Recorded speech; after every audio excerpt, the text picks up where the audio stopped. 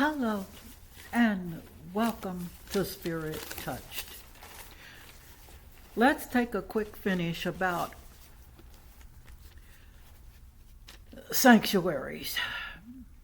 Sometimes when there's an emergency in your neighborhood or at your children's school or at a nearby business, you may be told by the police to shelter in place. For us Christians, beneath his wings is where we shelter in place. We can also go there when we are sick because there's healing beneath his wings. You can also find it by leaning on those everlasting arms. Either one of those two places is the safest place to be. Why?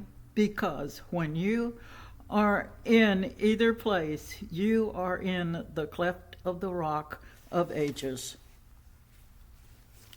Now let's go back to authority and check out Matthew 7:29 and chapter 21, verses 23 through 27.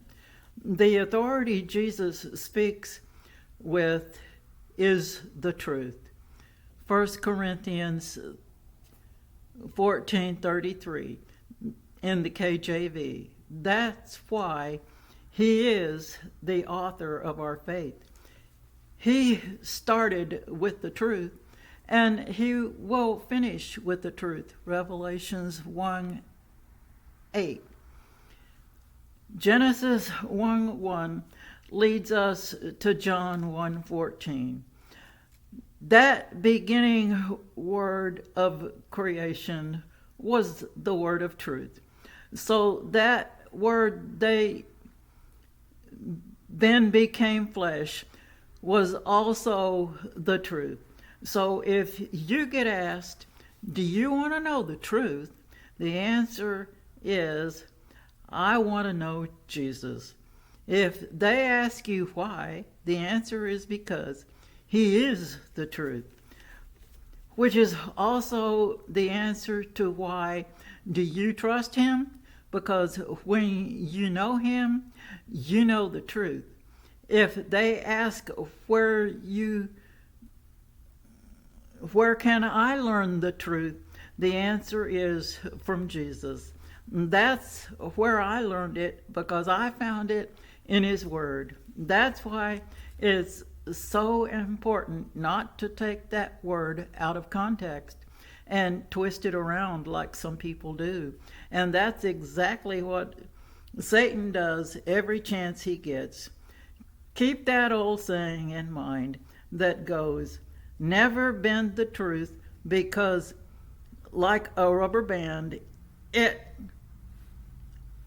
always snaps back into place, and that's how we get hurt. Don't let bad, odious words out of your mouth, because once they are out, you can't take them back, no matter how many times you apologize, and you may have to eat them. Satan is a litter bug. He makes the earth's landscape littered with all the damage he causes, then leaves it behind for someone else to clean up. Numbers 10:35. It's time to let God arise in this nation again, and he will scatter our enemies. Satan doesn't pull any punches, and neither should we. However, we need to fight a clean fight, even though he fights dirty. Sometimes the best place to learn how to pray is in the foxhole. That's where David was when he prayed Psalms 40, verses 13 and 17. That cave he was hiding in from Saul was a foxhole. We need to draw that line in the sand like Joshua in Joshua 24:15 in the KJV. We need to draw that line in the sand just like he did. Psalms 33:12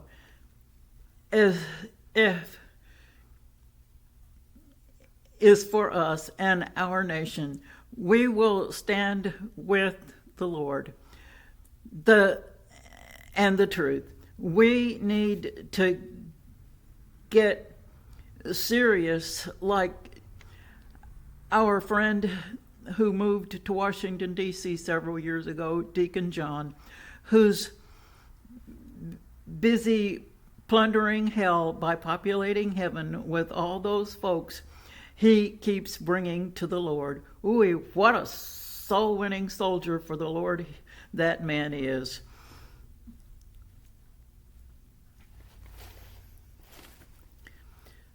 Since there's all kinds of good medicine in our medicine cabinet, we should consider the Bible as our first aid kit, Proverbs 17:22. And since it also has so much food for thought, it's our meals ready to eat.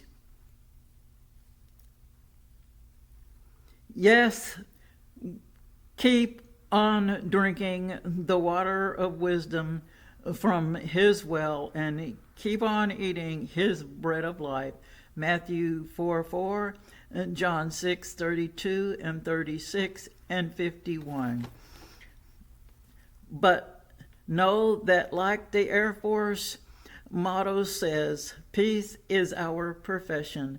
Believing Matthew 5:9, while we serve our leader, the Prince of Peace. Oh, to hear him say some really beautiful words that aren't in the Bible.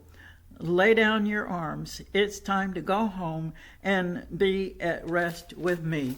You may send your prayer request to He Answers, TWO@gmail.com.